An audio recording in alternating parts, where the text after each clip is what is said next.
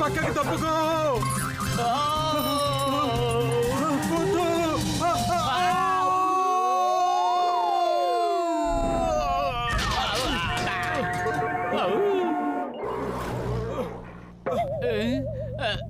అరే, ఈ పప్పి ఎవరిది? అనాథగా రోడ్డు మీద వదిలేశారు. ఏదైనా కారో బస్సో పైనుంచి వెళ్ళిపోతే? హలో, ఎవరైనా ఉన్నారా? హలో, ఈ పప్పి ఎవరిది? ఇక్కడ ఎవరూ లేనట్టున్నారు. నువ్వు ఎవరిని చూసి అరుస్తున్నావు? బహుశా ఈ పప్పి అనాథేమో.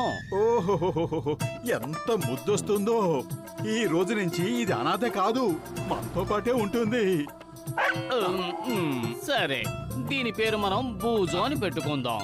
బూజో దీని పేరు.